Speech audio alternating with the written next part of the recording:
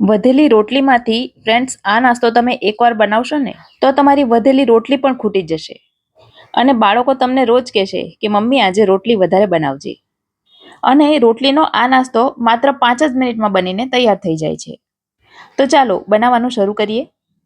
તો ફ્રેન્ડ્સ, જેમને મારા વિડીયો ગમતા હોય અને મારી ચેનલને હજી સુધી સબસ્ક્રાઇબ ન કરી હોય તેમને વિનંતી છે કે જલ્દીથી સબસ્ક્રાઇબ કરી દેજો. એક દિવસ થયું એવું કે 7-8 રોટલી મારી બચી ગઈ. હવે બપોરની બચેલી રોટલી સાંજે તો મારા સિવાય કોઈ ખાય નહીં અને હું માત્ર 2 રોટલી ખાઉં. તો બાકીની રોટલીનું કરવું શું? તો એના માટે મેં આ નાસ્તો બનાવવાનું વિચાર્યું. તો એના માટે 1 કપ ભરીને લીધો ચણાનો લોટ અને આ ઝીણો ચણાનો લોટ છે અને સાથે જ નાસ્તાની ક્રિસ્પીનેસ વધે એના માટે અડધો કપ ભરીને લીધો ઝીણો ચોખાનો લોટ. બંનેને પહેલાં તો સરસ રીતે ચાળી લીધા અને ત્યાર પછી એમાં ઉમેર્યું અડધી ટીસ્પૂન મીઠું, અડધી ટીસ્પૂન ઉમેરી હળદર, 1 ટીસ્પૂન ઉમેર્યું ધાણા જીરું, અડધી ટીસ્પૂન ખાંડ ઉમેરી, સાથે જ ઉમેર્યા 1 ટીસ્પૂન જેટલા ચીલી ફ્લેક્સ. બાળકો આમ મરચું નહીં ખાય, પણ ચીલી ફ્લેક્સ નાખીને આપો તો એમને તીખું નહીં લાગે. સાથે જ ઉમેર્યો અડધા લીંબુનો રસ. હવે ઉમેરી થોડી આદુ લસણની પેસ્ટ, તો અડધી ટીસ્પૂન જેટલી આદુ લસણની પેસ્ટ ઉમેરી અને પહેલાં તો કોરું જ બધું મિક્સ કરી લીધું. હવે એમાં થોડું થોડું પાણી મિક્સ કરીને બેટર બનાવ્યું. ગાંઠા વગરનું અને પૂડા બનાવવા માટે આપણે જે પ્રકારનું ખીરું બનાવીએ છીએ એ પ્રકારનું ખીરું બનાવવાનું છે. તો થોડું થોડું પાણી મિક્સ કરતાં મને લગભગ 1.5 કપ પાણીની જરૂર પડી અને તમે જોઈ શકો છો આ પ્રકારનું પાતળું બેટર તૈયાર કર્યું. હવે આ ખીરાને 15 થી 20 મિનિટનો રેસ્ટ આપીશું. પણ જો તમારી પાસે સમય ન હોય અને તમે ડાયરેક્ટ બનાવી દો તો પણ વાંધો નથી આવતો. તો 20 મિનિટ પછી તમે જોઈ શકો છો બેટર સરસ તૈયાર થઈ ગયું છે.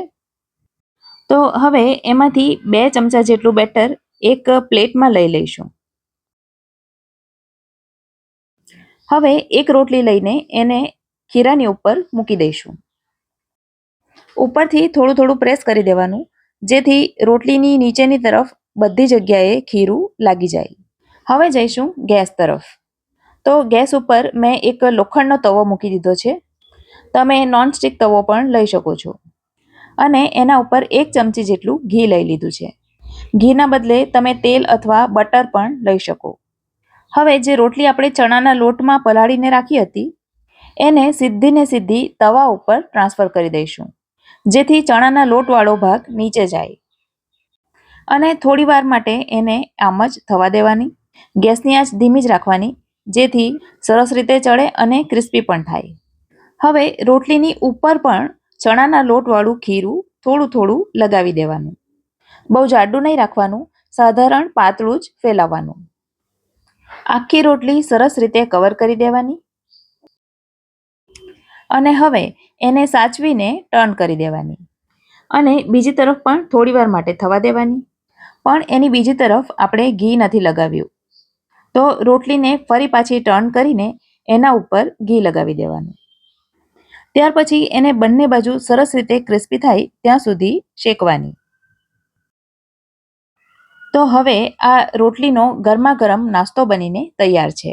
એને તમે ચા, દૂધ, કોફી સાથે ખાઈ શકો. અને હવે આ રીતે મેં બધી જ રોટલી બનાવીને તૈયાર કરી દીધી. પણ બાળકોને પણ પસંદ આવે એના માટે મેં આ જ રોટલીમાંથી પીઝા બનાવ્યા. પણ એના માટે પણ મેં વધારે પડતી કંઈ મહેનત નહીં કરી.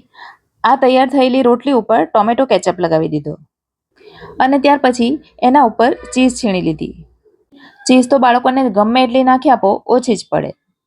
રોટલી ગરમ ગરમ છે એટલે ચીઝ આપોઆપ જ થોડી મેલ્ટ થઈ ગઈ અને હવે એને પીઝા કટરથી કટ કરી દીધા.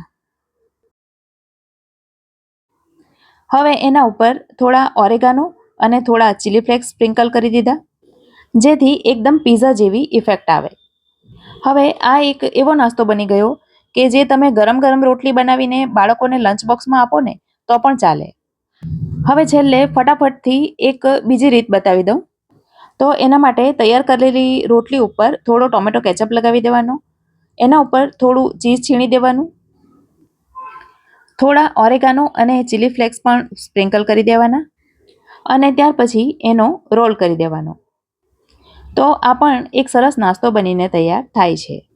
રેસીપી ગમી હોય તો વિડીયોને લાઇક કરજો અને તમારા સર્કલમાં શેર કરજો. તો ફરી મળીશું આવી જ એક નવી રેસીપી સાથે. ત્યાં સુધી મને રજા આપો. આવજો.